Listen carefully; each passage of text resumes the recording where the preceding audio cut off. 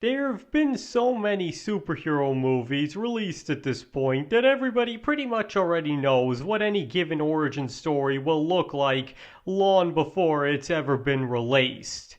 Through some machination of fate, an underdog or otherwise unassuming but ultimately good person ends up getting some kind of powers, be they supernatural or mechanical, and has to learn how to use these powers and decide what to do with them while a great threat emerges and looms in the background as the first true test for our new hero. And while all of this is going on, they also have a love interest that they are either pursuing or would like to pursue, with said love interest usually becoming a target of the looming threat in the process. Now, while there have been, of course, some slight deviations from this basic outline, in essence, this is the pattern that pretty much all superhero origin movies follow. In fact, this template has long been overused to the point that even the most die-hard fans have gotten sick of it. However, there have been a few movies to go completely against this format, with one of the best out there quite possibly being Tim Burton's original 1989 Batman.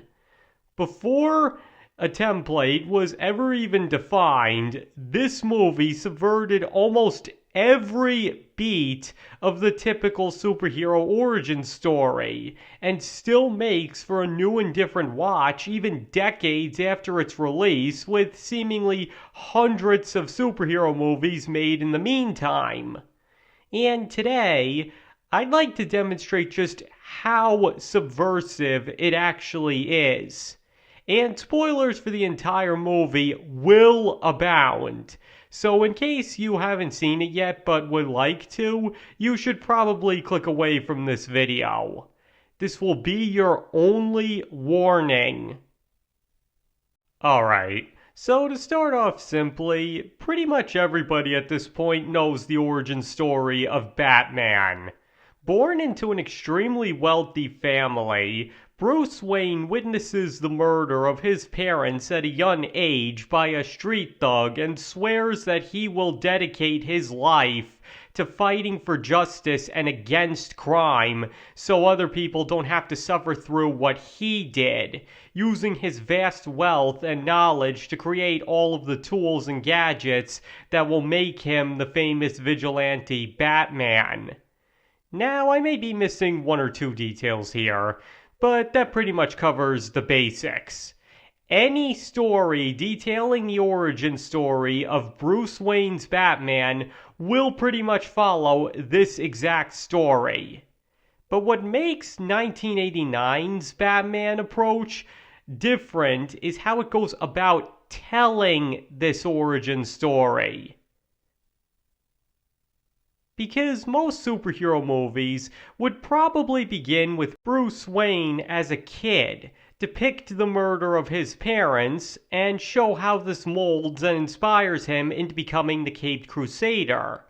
And indeed, Batman Begins, another movie dedicated to showing Batman's origin, pretty much does just that, dedicating its entire runtime to showing his transformation from Bruce Wayne into Batman, as well as showing all the struggles he has along the way. And it does do a pretty excellent job at that. But once again, the original Batman, by contrast, doesn't take this approach at all. Instead, the movie begins with Batman already starting to take out criminals, and we even see how rumors have started circulating among both the mob and press about some kind of creature that's going after crooks. There's even a fake out where the audience is meant to believe they're watching a young Bruce Wayne, only for the parents to survive the attack and for Batman to take out the criminals a few minutes later. And that is our first introduction to the hero. He just comes out of nowhere and effortlessly stops two petty criminals that had just stolen from and assaulted an innocent family. And from there, things only get more subversive. Because a typical superhero origin movie will place almost all of its focus on the hero in order to spell out their motivations and show everything they have to go through with their newfound abilities, while sometimes changing focus only so that the audience can see what the villain is up to. But here, everything is shifted around. Instead, it's the Joker, the bad guy, that gets the much more traditional origin story, as you see what he's like before his accident, how he comes to be the Joker, and how the resulting accident leads to critical changes in his life. And all the while, Bruce Wayne simply appears to be a character of no consequence, with Batman just randomly showing up to try and stop him and his crooks. To put it simply, there's a reason why some people joke that this is actually the Joker's movie rather than Batman's, because simply put, Jack Napier is put into the role that would normally be reserved for the hero in any other movie. It's his origin and rise you get to see, only it's a descent into evil and insanity rather than heroics and moral responsibility. But that's not where the only subversion comes in either. Because in superhero movies, the focus and point of view is usually strictly on the hero, with the only exceptions once again generally being when the audience gets to see what the villain's doing. But in this case, when the focus isn't being placed on the Joker, it's not being placed on Bruce Wayne either, but instead on Vicky Vale. Until the third act, the audience is following her point of view whenever they aren't following the Joker. And very tellingly, whatever the audience does get to know or find out about both Bruce Wayne and Batman pretty much comes from her or the Joker. In other words, in a complete reversal of what is usually done, the audience is almost totally locked out of the hero's point of view and instead only learns anything about him through the perspectives of the villain and love interest. Which was actually a pretty good way to use Vicky Vale, as it gives her more narrative significance beyond what the love interest will usually have. Now sure, there are a few scenes dedicated to Bruce Wayne, but they don't really tell you much about him beyond the fact that he's intelligent. Again, anything you really get to find out about the man himself comes directly from Vicky Vale. For example, the fact that Wayne has barely even been in half his mansion, that Alfred is his only family, that he swings upside down in his spare time, that he's got a problem talking to girls, and even the critical plot detail that his parents were murdered by a criminal when he was a kid are all revealed to us through Vicky Vale. As I said before, until the third act, pretty much the only thing the audience gets to know that she doesn't is that Bruce Wayne and Batman are one and the same, and that he's a lot smarter than he initially appears. And according to Michael Keaton, this is pretty much exactly what he and Tim Burton were going for with the character. To keep him a mystery for most of the runtime, and make the audience start to think, this guy's off. He even suggested the aforementioned swinging scene for that exact reason, to make him seem like even more of an enigma and weirdo. And ironically, keeping the character in the dark for so long almost makes him as intriguing as the Joker, a character that the audience gets to know a lot more intimately because of that. And the brilliance here is that it's only once the Joker accidentally outs himself as his parents' killer that Bruce Wayne finally lets the audience into his own head. In other words, The movie portrays Batman as a man that's so secretive and mentally shut off that he won't even let the audience in. And it's only once he suffers an earth-shattering revelation that he finally lets his guard down and allows the audience to know what he's all about. But even that narratively ties back to Vicky Vale, as once again, he's such a closed book that he can't even open himself up to the one person that he wants to, and it's only after letting the audience in that he's able to finally open himself up to her as well. And honestly, this was a really clever approach to the typical superhero origin story. Because while we do most definitely get to see what drove him to become a superhero, as well as his early days of fighting crime, it also allows the audience to fill in a lot of the blanks of how he got from point A to point B, sequels notwithstanding. Instead, it's the villain who gets the typical superhero origin here. We get to see what he's all about, a suave but nasty criminal trying to make his way through the ranks, see the accident that turns him into the clown prince of crime, and then see the results of that transformation. It's just that instead of trying to save people, he's trying to murder them in the most brutal ways possible. Even his interest in Vicky Vale has nothing to do with Batman and is instead motivated by his own perverse lust, in a somewhat disturbing take on the hero and how he usually views his crush.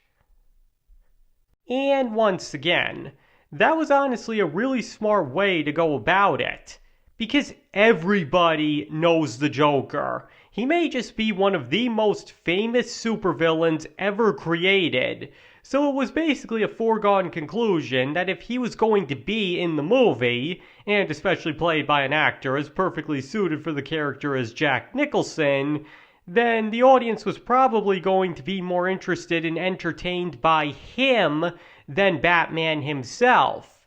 So instead of trying to pretend that wouldn't be the case, Tim Burton actively lets the Joker steal the spotlight and run wild, all the while keeping his hero in the background so the audience can get to know him very gradually. And as a result, the audience most definitely gets what they want as far as the Joker goes, but also find themselves a lot more intrigued by the main character than they probably would have if it had been done the conventional way. And it was probably for this exact reason that Christopher Nolan opted to use Ra's al Ghul as the villain of Batman's origin movie and saved the Joker for the sequel, as Ra's al Ghul was a lot less likely to take attention away from Bruce Wayne. And by the time the sequel rolled around, he felt it was okay for the Joker to steal some of the spotlight, as he'd already gotten the basics and most important parts out of the way.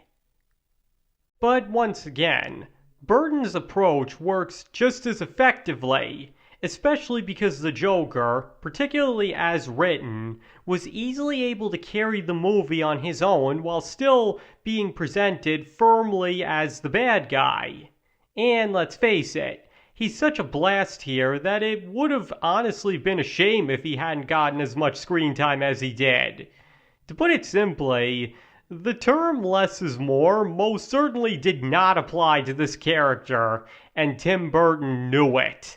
And Nicholson does prove to be such a show stealer that the audience might almost find it sad to see him go at the end, if not for the fact that it might just make for the greatest death in superhero film history.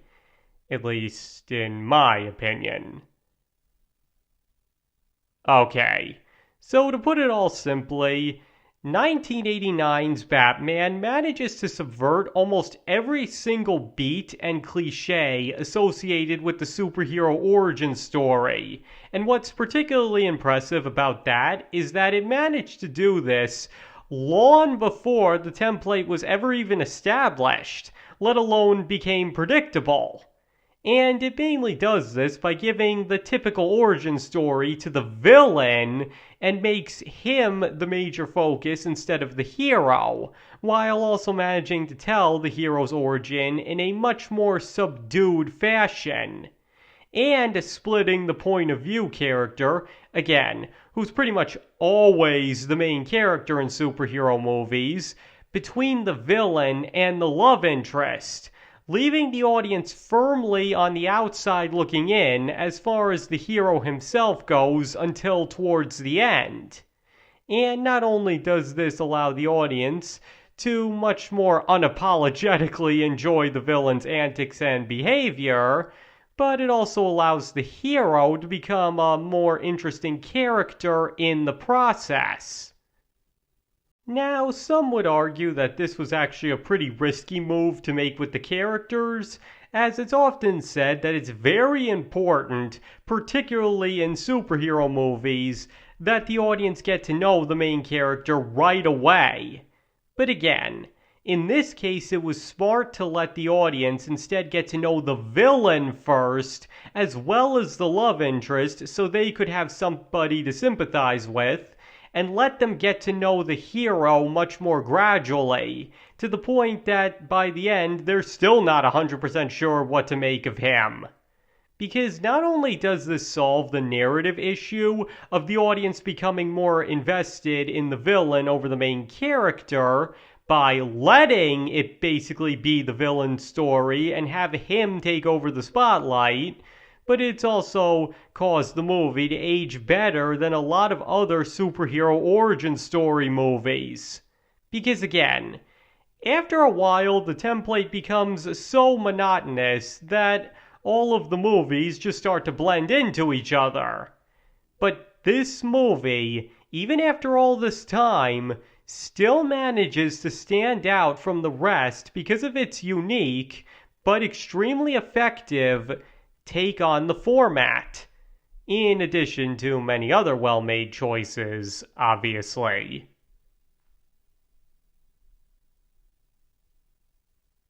Okay, I think that's everything I've got on that. So why don't you guys tell me? Do you believe that Tim Burton's original Batman movie has managed to stand the test of time thanks in part to its extremely different approach to telling the origins of his hero? Or do you believe that doesn't have anything to do with it? Please feel free to let me know in the comments. And like always, you don't have to agree with any opinions expressed in this video. You are just as entitled to your thoughts as I am or anybody else. And thank you all for watching. It is really appreciated. And I hope to see you all next time.